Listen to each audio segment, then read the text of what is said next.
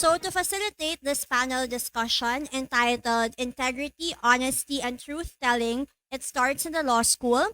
It will be moderated by Commissioner Lorenz Reyes of the Legal Education Board. So Commissioner Reyes taught aspiring lawyers by becoming a professional lecturer in constitutional law, administrative law, law of public officers, criminal law, LGC, Environmental and Agrarian Laws in the San Sebastian College, Recoletos Law School, and the University of the Philippines Law Center Continuing Legal Education, which is the forerunner of the MCLE today.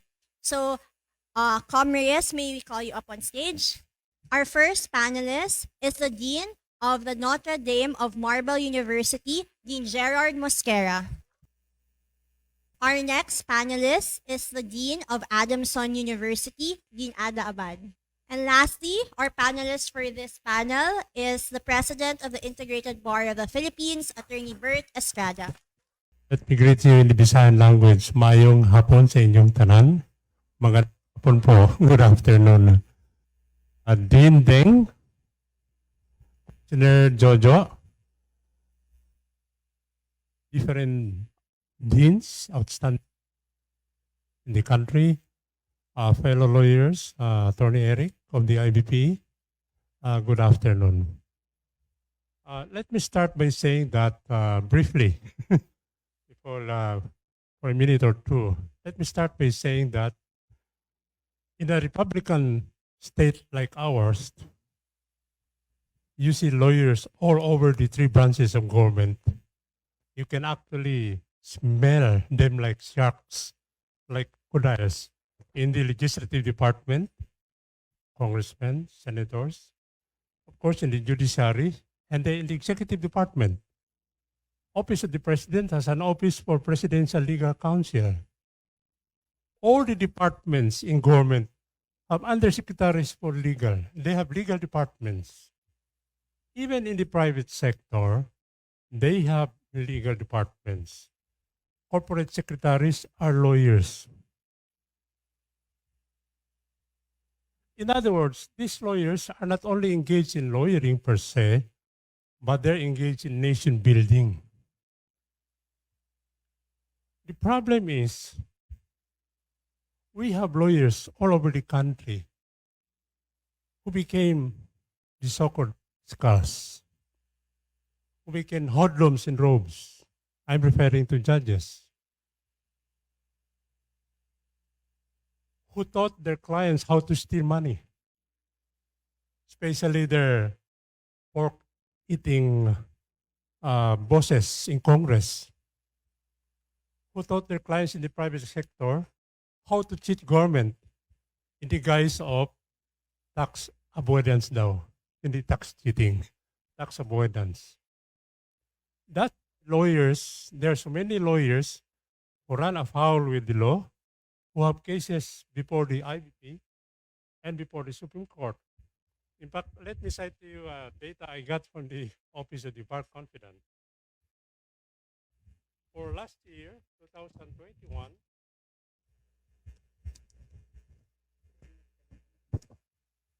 for 2021, there were 160 cases.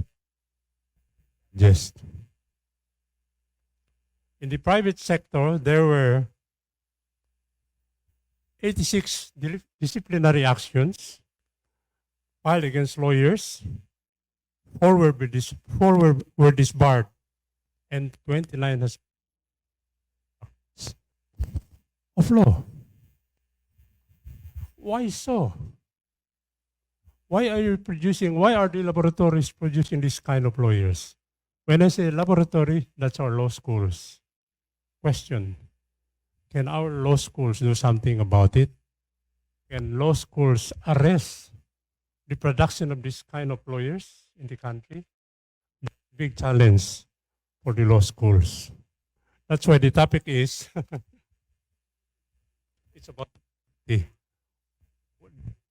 when do you teach integrity to law schools?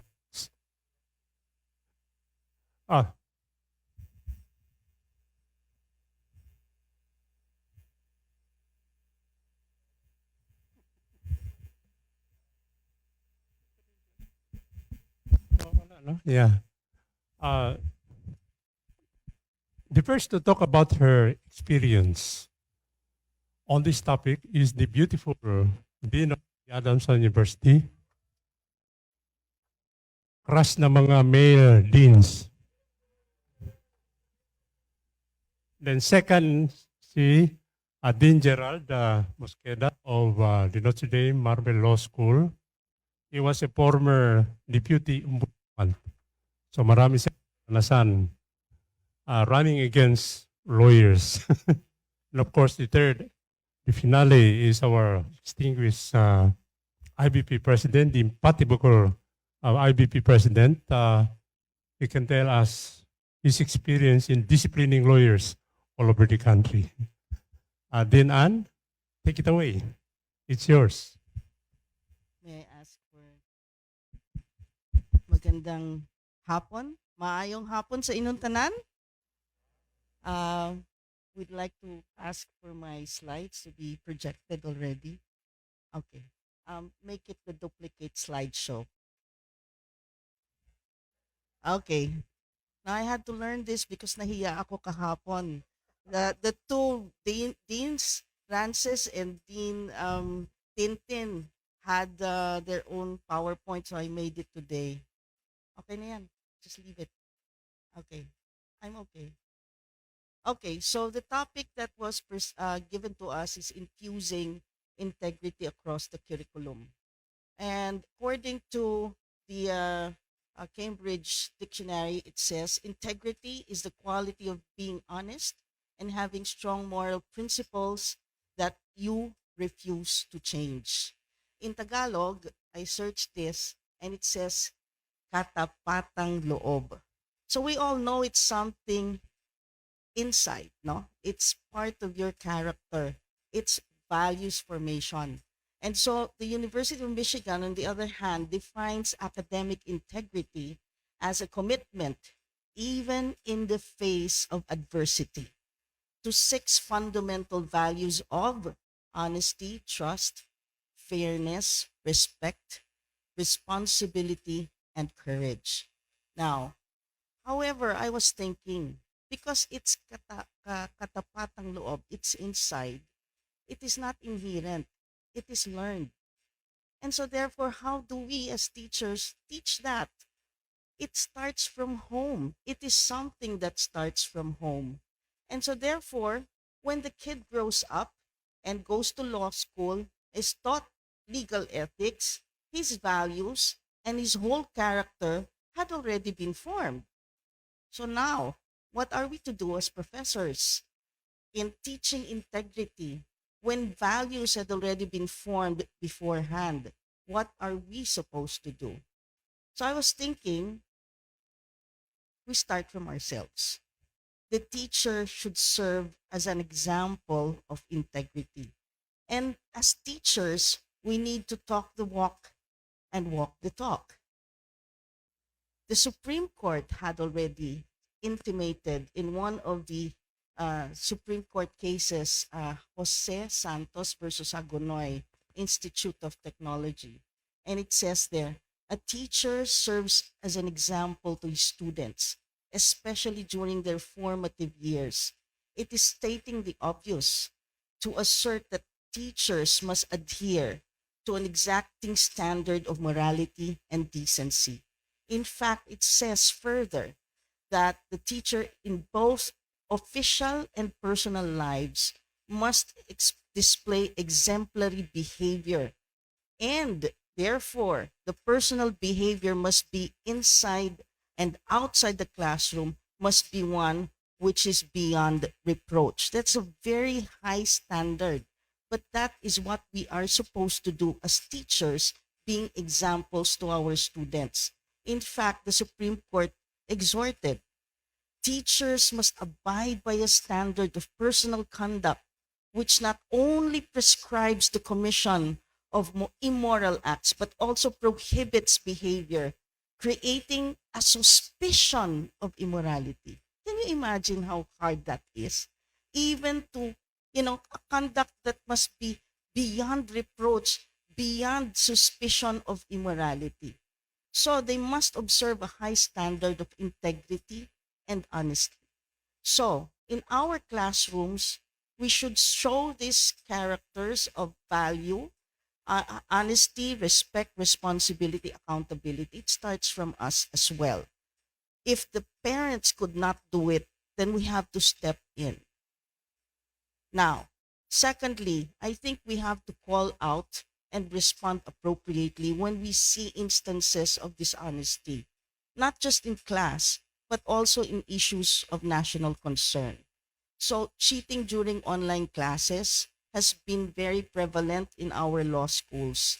I have heard a lot of stories, and our own law school has not been spared of that issue. So, we had constituted the committee, and these committees had already brought down penalties on the errant students. One of them had been imposed a year-long suspension, and that student has not come back. So that already sent out a warning to the rest of our studentry that we take these issues of dishonesty seriously. We also called out on issues on graft and corruption in the news. When I came in as dean, the prevalent issues there were about Napoles and the fact that there were congressmen and senators in her list of those that had taken in billions of pesos. So the question that was propounded to me then was how could we still study law when the lawmakers themselves are the first one that went against the law? So what did we do? We came up with a program together with the university, and it was ito yung huwag kang magnakaw ng SEAP. But our uh, uh, Father Nonong Fajardo of Adamson um, uh, was the lead person there for the SEAP National Capital Region, and so we supported that, and our students had to engage in that particular program as well. We had social awareness activities regarding martial law, regarding issues on disappearances, also as regards the impeachment of the Supreme Court Justice Sereno at that time. We also had posted our statements in Facebook, if only to show the students that we are taking a stand on certain issues of national concern. Yeah, we had yung mga bakwit, the evacuees that were taken out of Marawi, as well as Stop the Killings in 2016, the amnesty revocation, among others. And that led us to being red tagged at that time. But then again, we asked the university officials, Father Manimtim did say, were we doing anything wrong? And when we said no, we were just showing people what were the issues involved, and he said, so let's not stop. So when that was expressed by the entire university to the studentry, then the studentry knew that this was what should be. We will never question that, we will always forward the truth. So we consistently drive home the point until integrity becomes a way of life. That is what we thought of doing in Adamson. And so I leave you with this particular poem that I see every day. This is given to me by my uncle, Hemino Abad, who was just recently awarded National Artist for Literature. And this is on top of my desk, no? So every day I see this sa tukador ko habang nagme-makeup. Okay? I teach my child to survive. I begin with our words, the simple words first and last. They are hardest to learn. Words that promise or dream. Words like honor, certainty, or cheer. The rarest of sound. Their roots run deep. These are the words that aspire. They cast no shade. These are the words not to speak. These are the words of which we consist, indefinite, without other ground. these same words may elude our acts. If we speak them, but we cannot meet their sound, they strand us still in our void, blank like the child, with the uphill silence of the words climbed. And so, I teach my child to survive. Begin with our words, the simple words first and last. So thank you very much and have a good afternoon.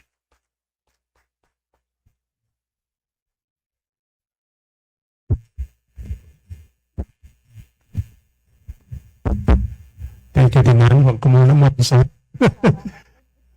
After, and open forum and exchange of ideas, no?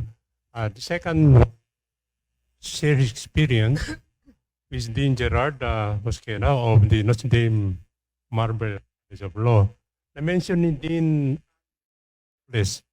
I think it was during his time as the ombudsman that he prosecuted some of this sharp spelling Congress. Colleagues in the legal profession, friends, good afternoon. Let me start by, this is not a very optimistic view, but I think it may be a good starting point. No, the legal education system of the Philippines has been quite successful in the sense that it has produced some of the brightest legal minds and very skillful lawyers. In fact, many of the lawyers produced by the law schools of this country are spread across government, as mentioned by Commissioner Lorenz. No? Lawyers produced by our legal education system are in Congress, they are in the executive branch, they are in the local governments, they are in the judiciary, of course. But of course, we also know that the Philippines is still one of the most corrupt countries in the world. No? So, and sadly, many of the corruption that we've seen, corrupt acts that we've witnessed in media, are committed by lawyers. So in that sense, I think our legal system has to be somehow adjusted to address the so-called elephant in the room, that we have not been wanting to produce the best legal minds. But unfortunately, some of our best legal minds are also the most corrupt. It has always been my, not dilemma, but nightmare in my law school. Of course, we all want as deans to produce skillful, competent lawyers. But the worst, the worst damage, the damage, it's a big damage if we can produce a bright yet a corrupt lawyer. There's nothing, mabuti na yung medyo mahina na corrupt kaysa yung bright. Pero the skills that he learned in law school, and learned as a lawyer, and the mind that he was gifted with will be used for corrupt purposes. And so that was the essence of when we had this conversation with Comm Lorenz, why he thought of this session to address that elephant in the room. That has to be addressed. And it is not very complicated. That's why I sometimes avoid the word integrity, because sometimes integrity is not very precise. I would rather use the word honesty and truth-telling, kasi they focus directly on the issue. Let me just quickly share with you a conversation that I had with a classmate in law school. He's a very prominent judge of a big city in Metro Manila. And we were having this conversation. And I opened up the idea that there may be a need for more honesty in the judiciary. And then he answered me, you know, Gerard, you're too naive. You're too naive. The situation in the legal practice is very complicated. So, you know, you're looking at it in a very simple way. Implying that I'm not understanding the situation, that it's something very complex. So my quick answer was, Judge, what were the first lessons that were taught to us by our parents when we were 8 years old, 9 years old? Uh, I'm sure we can all remember. You should not cheat. You should not steal. You should not tell a lie. If these lessons and lessons are so were taught to us as kids, then maybe they're not that complicated. I think it's as simple as that, no? And the lesson and the teaching has always been, you should not, you should always be fair. You should not cheat. You should not steal. You should not tell a lie. And unfortunately, many of the lawyers that our legal system has produced believe that it's complicated or it's more complicated than that, when in fact it's really straightforward. I'm glad that in the new Code of Professional Responsibility and Accountability being pushed by the Supreme Court, corruption has been listed as a grave offense that will merit the penalty of disbarment or exclusion from the practice of law. And let me close by saying that I strongly believe, and as mentioned by Dean Ada, that it starts at home, it starts in school, and for us being in the legal education community, it can start in the law school. Of course, our students are mature. We probably could not teach integrity, but we could at least model it. In our law school, we vet our professors very carefully because we believe that our professors are the model of what lawyers or kind of lawyers we want our law students to be down the road. Kung ano yung nakikita sa atin ng mga estudyante natin, that is what we will practice. So if we show to them dishonesty, we show to them corruption, especially now, yung concern, one of my immediate concern is CLEP, right? Because we will release our students to the community so that they can form their professional identity. And I am sure many of you will agree with me that it will not be difficult to find lawyers out there who might mentor them and who believe that the way to become a good lawyer is to know how to game, open close quote, the system. How to pay off a judge, how to pay off a fiscal. That's how you become a good lawyer.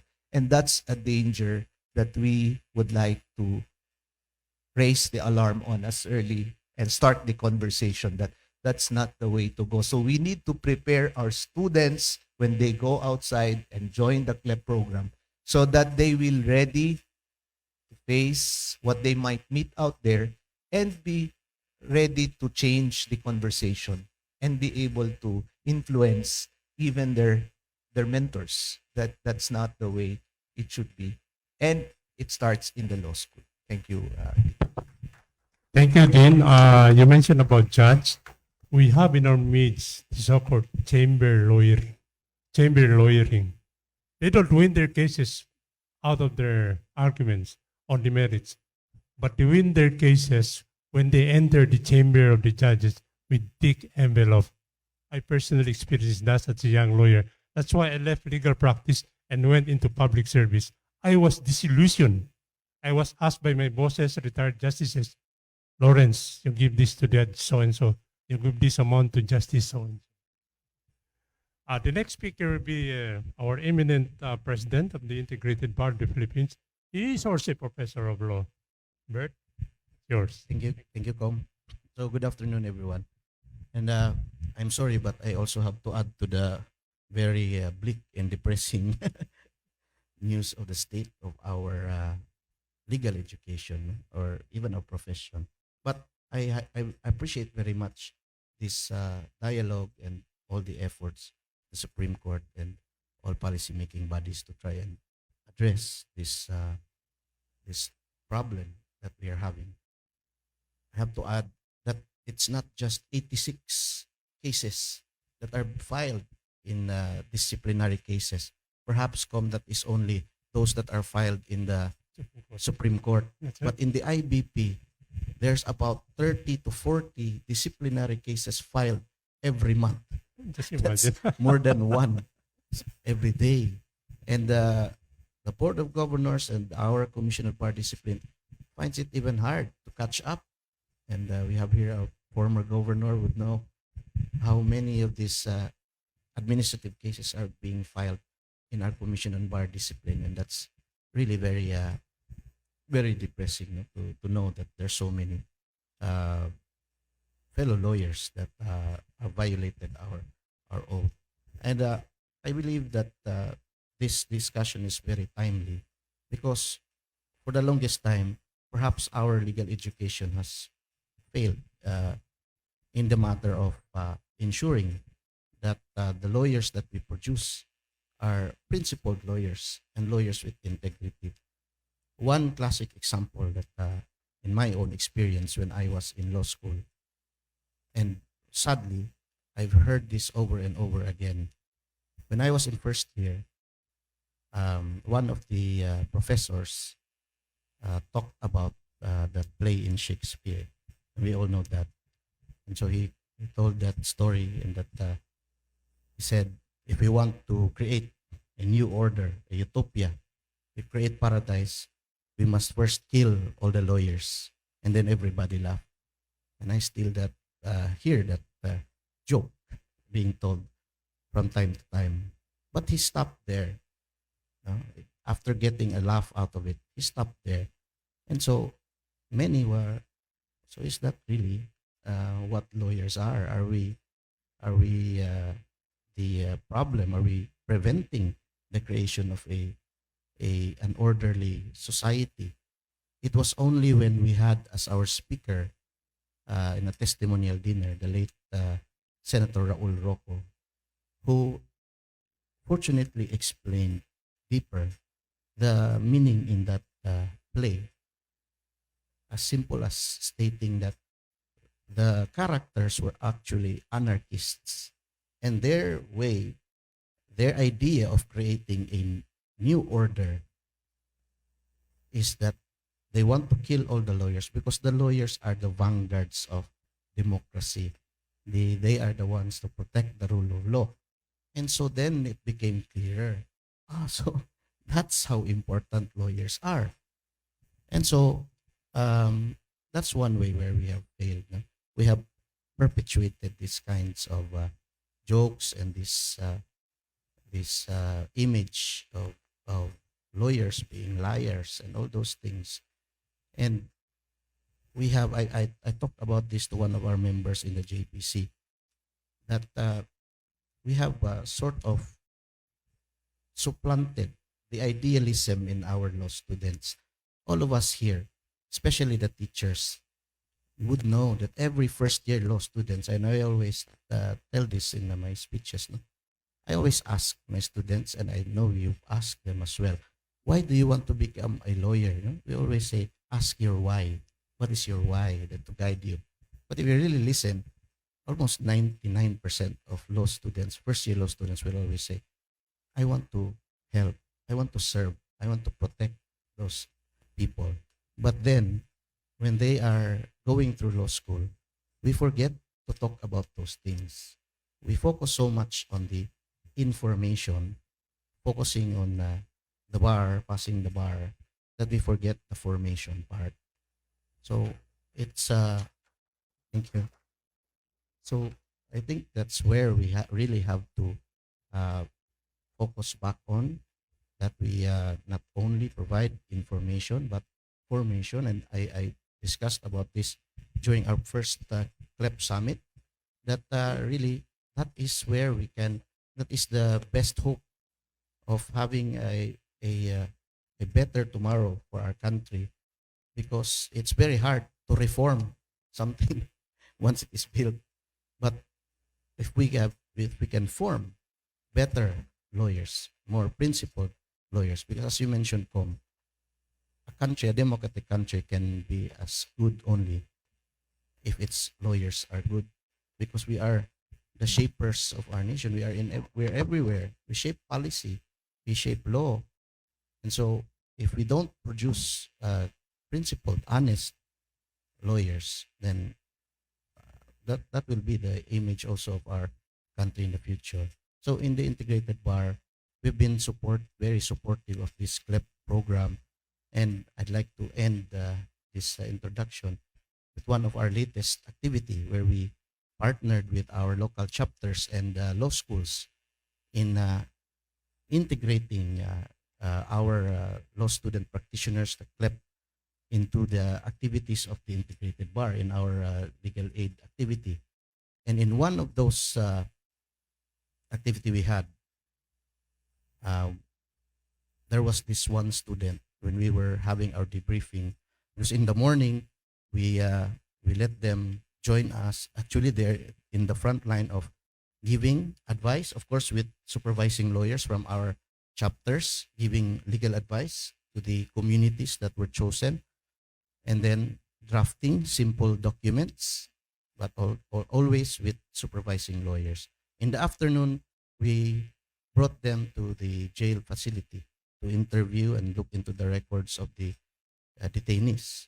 When we had our debriefing, this student said, in the morning, sir, I really love the law. I love what the profession that I'm getting into, because as simple as mere words and advice from what I have learned, and the simple documents that I was able to draft, it was just a affidavit for delayed registration. He said so much will change for that person once he's registered. He can be a beneficiary of so many programs already. But then he said, but in the afternoon, after interviewing those detainees, I started to hate the law. I started to hate our system. How is it that these detainees have been here for so long? There has been no hearing for 2 years, 3 years. Then he said, all lawyers should be doing this, should be helping in this kind of jail decongestion activity. And so our hope really is our law students, our youth is our hope. So that should be where we are focused on. And so it's a very good program that we talk really about integrity and honesty and those lofty ideals in law school. Thank you. Thank you, Burt. You mentioned about killing lawyers. In his time, because of the problems created by lawyers in England, remember, Shakespeare was quoted to have said, if I have my way, I will kill all the lawyers. And then Pol Pot, the dictator in Cambodia, did that. He killed all the lawyers in Cambodia.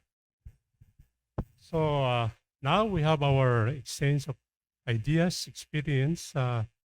When you stand up or you ask questions, kindly identify yourself and your law school. Take it away, Deans. Yes, ma'am.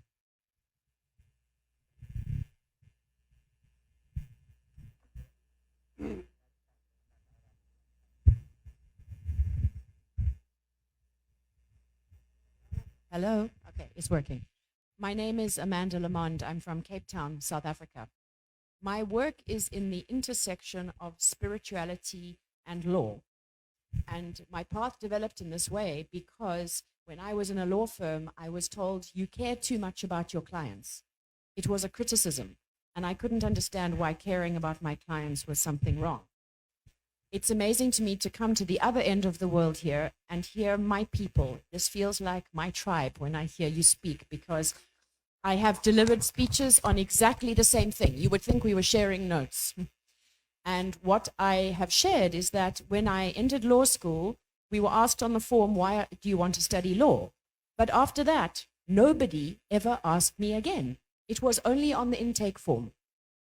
And so when I discovered later a woman who'd written an article, and in there the one line jumped at me and it said, who the lawyer is matters as much as the power of the lawyer's intellect. And I ended up flying this woman from America to South Africa to talk to lawyers because of this line, who the lawyer is matters as much as the power of the lawyer's intellect. And so I'm very interested to hear what the leadership curriculum is like for lawyers at the moment, and personal development, because at the moment it seems to me we keep focusing, as you mentioned, on this is the law and how brilliant, and like, can you recite this, and the marks and the bar exam. Nobody asks, who are you, and helps you to feel like you are worthy and important. and that who you are is important, not just your marks. And I feel like if students had the sense that who you are is important, you are worthy, they may behave differently.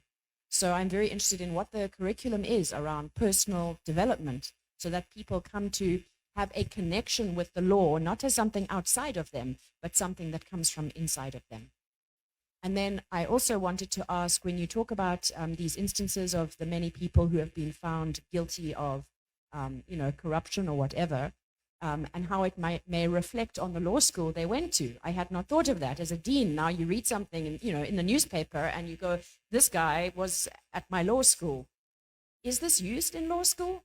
Imagine if there was a program, a course, where you learned about good lawyers gone bad, let's call it that. And you actually study. This was a brilliant lawyer. Look, he did this, he won this award, he did there, he clerked for this judge, and then this is what happens, so that we can teach our students when good lawyers go bad. So I'm interested to hear your views. Thank you. Any reaction from the panel? Dean Ann, Dean Gerard, President Burt. Hello. Hi, Amanda. At this point, with the new curriculum, we do not have a specific subject on professional personal development. But when I came in as dean, I was requested, rather directed by our university president, to start interviewing each and every applicant to the law school. And one of the questions I always ask is that, what is your higher purpose in the study of law? And I ask that every General Assembly, every semester, every time I have an opportunity to remind them that the study of law should be always for a higher purpose. And if it is merely just the making of money or for fame, then that is not the Adamson College of Law for you, because inherent in our own charism is the fact of charity. That is the essence of the congregation's teaching under St. Vincent de Paul. And so our understanding is that if you follow the teachings of God, then you will be doing His will. And then spiritually, you are likewise helping yourself as well as your community. So we have tried to do that. In the new curriculum, we tried to incorporate immersion in one of our subjects that is already now mandatory as part of the teachings of Saint Vincent de Paul and Blessed Frederick of Ozanam. But that's as far as we get. We have not developed it yet into something deeper. Probably we should. But in as much as this is a very new subject, I just started it this semester. So hopefully we will get there and develop persons who work with integrity and who are known to be honest, and that they will serve the country for God and country. Okay. Thank you for that question, and the comments were very inspiring. Um, just two quick points. I agree. I think the school or the law school, there is some level of accountability for the graduates that they produce. So if somebody gets convicted for corruption, I think that should reflect negatively on the kind of formation that that person went through in the law school. So it should go back to the law school. In fact, one of the concrete outcomes of this conversation is really to emphasize that there is a responsibility on the part of the law school. What we tell our students is that lawyering, the license to practice law, is a gift. You have been given that authority by the state to interpret the law, to explain it, to make it meaningful to the lives of the people. But if you go the other way and use it as a means to enrich yourself, and worse, to steal, to cheat, to inflict pain and injustice on your fellow men, and then you're basically not doing it rightly. Again, but a good lawyer's gone bad, and we do have a lot of examples of that. So what we also, I mean, I was kidding with some of we're a new law school, so we will send our first batch to take the bar next year. All 11 of them. We're very excited, also a bit apprehensive, considering that passing the bar in the Philippines is a big challenge. I am happy to share that out of the 11, 10 are women. Women. Only Wow. one guy. So again, no offense to the men in the room. I have bigger confidence in the women, but I would kid them sometimes. Of course, this is just in jest. I'm a prosecutor by profession. Actually, I'm retired as a prosecutor, but I would kid them. If one day I find you telling a lie or committing corruption, I will come out of retirement and prosecute you personally. And believe me, I will send you to jail. Anyway, that's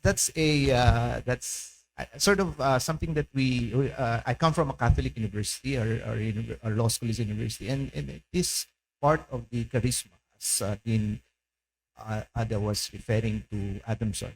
Same way, it should be a responsibility not of just of Catholic universities, but of the university to really impose that high bar, that high standard on its graduates, so that the gift of lawyering is not used for bad things, but actually to do good and give value to the community. Respect. Thank you.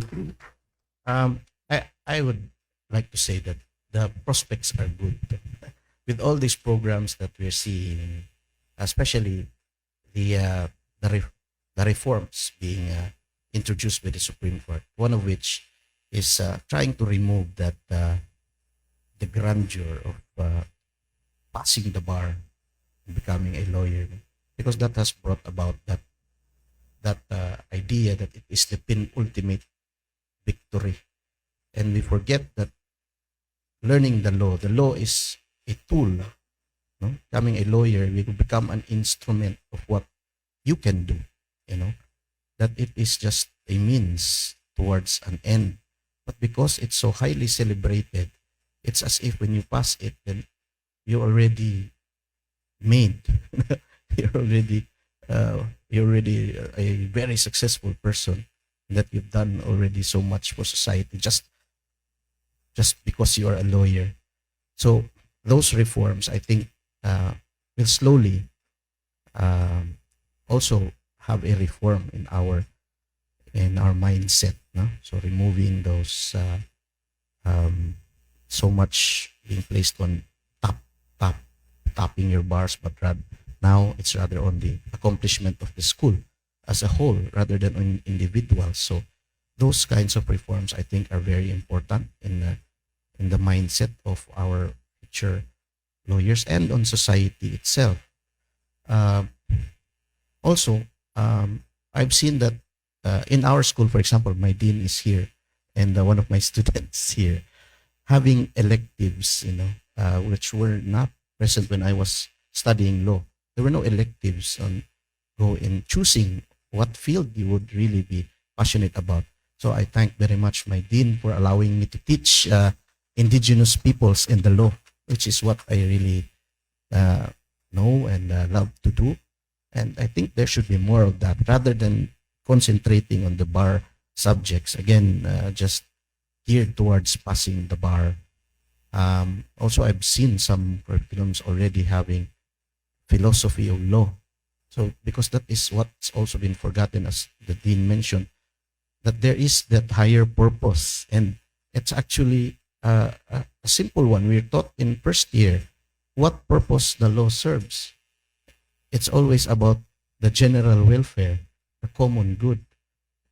But we forget to talk about the purpose of the law, but just study the law itself. And that's why it's just information for most. But if we go back, when we teach and we go deeper and try to inculcate in our students why are we at the first place studying this, and keep on reminding that you're not you're not being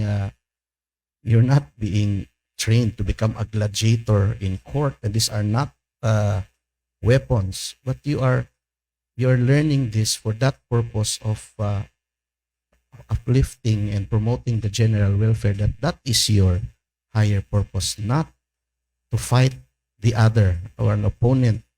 You know, I think that is also something that now we see that is changing in our law curriculums, and we hope that that continues.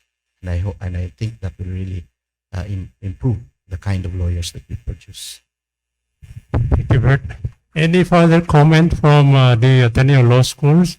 I think they have the so-called Ignatian approach to legal education. Ateneo? Yeah, okay.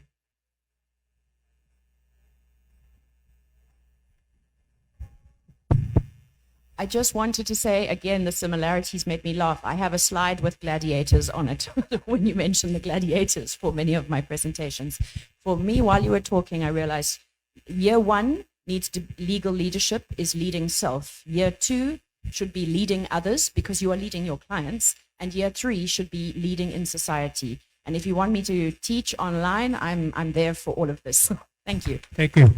Dean Teng of Tarlac State University. Good afternoon, everyone. Well, first of all, I would like to inform everyone that I've been with the Commission on Bar Discipline since 2005. And based on my survey, I'm sorry to say, the Supreme Court has affirmed my recommendation for disbarment of 2 lawyers and 20 lawyers suspension. So that's why I fear for my life. Because I took away their livelihood. It's really difficult. And I agree with Dean Ada. It should start from the family. But the problem is, I don't know if the family is that strong to teach our children. And I take your note that how about when they enter law school? Can the faculty members still teach them the lesson about integrity? Something like that. And I was trying to analyze those cases that was affirmed by the Supreme Court. And I only noticed one thing. That whenever we go out, whenever we go to court, there's always a trial. And we will be facing with so many difficult questions. And we will be exposed to so many temptations. Especially in the barrio, for example, if barrio folk has a case, then the first thing that the client will ask you is, do you know the judge? I understand that he is your fraternity brother. Don't worry, I have a budget. Okay, so everything, we are exposed to temptations. But one thing is true, that we have to learn how to resist temptation, how to resist these things, and we can only do that if we have a strong foundation. Integrity, honor, that's what I notice. In those cases, for Filipino lawyers, we don't value honor. We don't value integrity. That's the problem. Every time I read the story of the samurai, they value their samurai because their samurai is equivalent to their honor. Well, lawyers, whenever we take our lawyer's oath, we should always value the lawyer's oath as our own samurai. And I made a study about this. How effective the Code of Professional Responsibility in disciplining lawyers. I conducted survey, 10-year survey. And good to tell you, everyone, that the legal profession is not being violated that much because there is no such thing as a perfect scenario. Whether we like it or not, some of our brethren will be able to violate rules, but we have penalty, they will suffer penalty for that. But based on my study, we still value the code of professional responsibility because we are professionals, we're lawyers. And the law schools taught us to be a good person. Our family taught us to become good sons and daughters. And our professors taught us the value of dignity in the legal profession. That's why I'm so proud that we are all lawyers, because we still value honor, we still value integrity, we still value our family. And just a sort of advice, it's how difficult it is to be suspended by the Supreme Court. We all know that the moment you receive a notice of suspension, you must cease from practicing law. And what does it mean? If you're sending your children to law school or medicine, you can just imagine where will you get the money. If you are if you're paying for your car or paying for your lot, for example, where will you get the money? So it's not that easy to be suspended or even disbarred by the Supreme Court. And I think if I will summarize the decisions, especially in my cases that was affirmed by the Supreme Court, I would say that we should always value dignity and honor. And that's one way to resist all these things and temptations. Thank you, Dean Tang. Others hearing, Dean Dodo, Commissioner Dodo, former Hello, Dean of I this would just attorney. like, that was a very good question, and I would just like to share to everyone that the clinical legal education program is really a good opportunity for us to form our lawyers, because the rule itself, Rule 138A says, what does it say? Why do we have this program? First, to enhance access to justice. Next is to prepare our students for practice and to instill in them professional social responsibility. Meaning, we're not doing CLEP if we are not forming our students in CLEP. And in fact, it's so hard to be ethical. You know why? Because we are not put in a situation wherein we are ethically challenged. Our students are in a sterile room when we talk about ethics and everything, when we don't do it experientially. But the best way for our students to be formed is to put them in a situation where they are faced with the realities of life, and a formed clinician is there to guide them grapple with these ethical challenges. I was the national president of the Philippine Institute of Certified Public Accountants 10 years ago. Our problem was on integrity. And you know what we said, but how can we be ethical, on how can we practice integrity?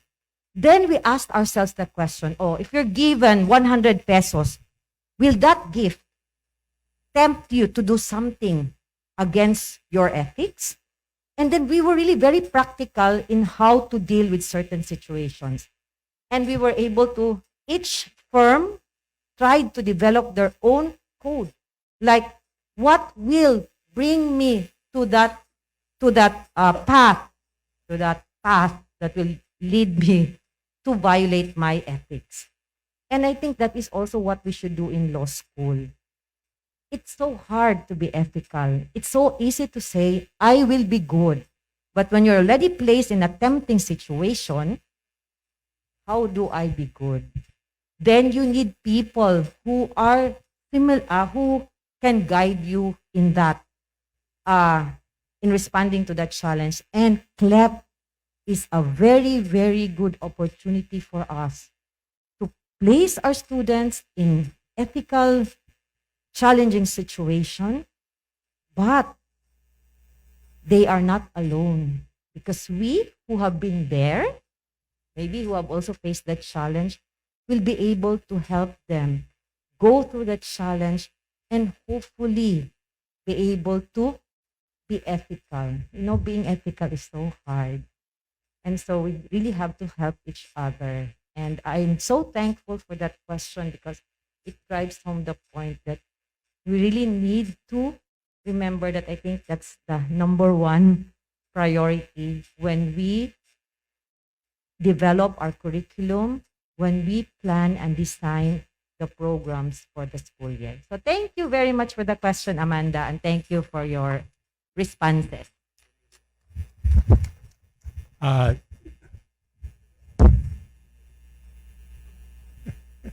Good afternoon, everyone. I'm Christine Eugenio from the UP Law Center. Just a comment, actually. During the pandemic, I was thinking medical doctors are to public health, very important. And lawyers are to rule of law, access to justice, and supposedly good governance. But it's so easy to feel isolated and unrealistic. So when we sit with people who are regulating the practice of profession, accountability seekers, and academe, and the very proactive legal education board, we feel suddenly that we're not alone. And I just wanted to affirm, I went into public interest lawyering with indigenous peoples, farmers, fisherfolk for the first few years because I was exposed to legal education at legal aid and internships under Professors Leonen, Te, and Jokno. So maybe when we feel like what we do doesn't sometimes becomes negligible, we just need to be reminded that we have fellowships and support groups, that we just need to tap into. So I just wanted to register that because after 15 years of practice, I'm still guided by that last year in law school. So thank you for everyone here. then Gerard, you wanted to react? Yeah. Okay. Yeah. Go ahead. Just a quick After this, one more question. reaction to the comments earlier raised. Thank you, Deans. Allow me to enjoy hereby four of my colleagues, four of our senior professors in the Notre Dame College of Law, Attorney Tangili, Attorney Santos, Attorney Tandog, and Attorney Bodhi Tandog. They can attest as to some of the things that we're doing in our law school. Sharing lang na parang bawi lang doon sa positive, on the positive side, because I started on a slightly bleak tone, but allow me to just share something on the positive side. In the Notre Dame College of Law, as my colleagues can attest, we try to push the idea of honesty, integrity, truth-telling as a value that each lawyer must carry, especially once they pass the bar and are certified. There are two things that we are trying our best, because we're not yet there, but trying our best to do. Number one is modeling. It's true, no, we can have that debate. When does it start? It starts from the family, or it starts in high school and college. That debate is better addressed by experts on that matter. But I think what we in the law schools can do, and what we are trying to do, is modeling. That's why we choose our professors. We vet our professors very carefully, and we always look into the reputation of the professor. He may be a judge, has been in the practice for a long time, but if he has things that we cannot be proud of, then that's outright our faculty committee will disqualify, regardless of how brilliant or how good he is as a lawyer.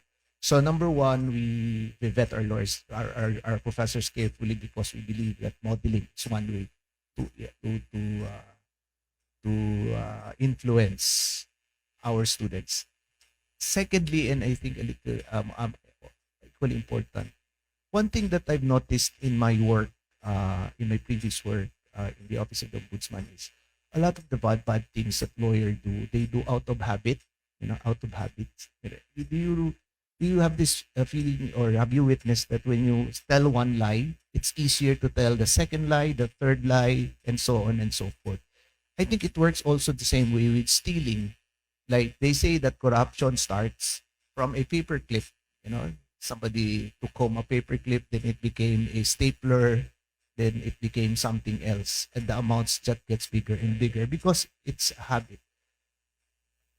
It's a thought that we've been developing, that maybe we can help our students unlearn bad habits and develop positive habits, like the habit of always telling the truth, or the habit of not cheating, or the habit of always to be fair to your fellow students or fellow lawyers or members of the community down the road. And if there's a conscious effort working with students, professors and students working together to develop a habit. And like athletes, right, practice, develop muscle memory. Hopefully, the bad habits you can unlearn and you learn the new habits, the positive habits. So I think that could be one way. Of course, we're not sure if it really works, but it's something that we are working on and pushing, at least in our law school, to help our students develop positive habits of truth-telling and being honest in all their dealings with their community, family, and so on. Thank you. Thank you, Dean. One more question? Yeah. Yeah, Dean of San Sebastian Law School, Dean Estrada. Good afternoon, Ted Pastrana po. Integrity, honesty, and truth-telling, it starts in law school. We claim to, sounds like we're claiming too much responsibility for the behaviors of our lawyers or graduates. So, such that whenever, we claim their accomplishments, we claim their successes. Don't you think it's about time that when there's an erring lawyer, we should also publish the name of the law school? Thank you, Dean. Before we will go down, let me share with you a story about a moneyed lawyer from the Philippines. He sent his lawyer son to Harvard Law School. And so when his son returned back to the Philippines, his father gave him a case to resolve. Wanting to impress his dad, his father, he told his father in 3 months' time, Dad, I already resolved the case. And the father was very angry. Why did you terminate that case? Don't you know that that case sent you to law school and to Harvard Law School? Thank you. Thank you, Press. One more? Okay. Just to comment on Dean's Pastrana. remark, no? Dean Pastrana, Ted. Actually, the Alumni Association could also help there by also calling out on their own brethren. In fact, if they learn about, cases having been filed and having been convicted of, let's say, suspension or disbarment, then, they could, it was actually one of these things that we were talking about, that probably alumni can expel them from the ranks, something like that. But it's not being made formal, no? It was just in one of those talks. In fact, one of the questions that was raised na, why is it in the Philippines that it's the whistleblower that gets the bad end of the bargain, and the persons that perpetrated the crime, like in graft and corruption, are the ones that get away scot-free? So, it's also systemic, but then again, we have to start somewhere. Otherwise, we're all going down the drain, no? Ang hirap eh. It's so difficult, especially when faced with that kind of question given to you by a student. But then again, we always have to try. Yeah, a senator was convicted of stealing around 300 million pesos, but he was only asked to return the money, but he was not convicted. But his chief of staff was sent to jail in whistleblower. You know the senator, President Burt. Yeah, I just wanted to say to the Dean that that's a brilliant idea. And as chairperson of the Commission on Bar Discipline, I'll discuss that tomorrow during our CBD meetings, Very good. because what our dockets only say is what chapter they belong.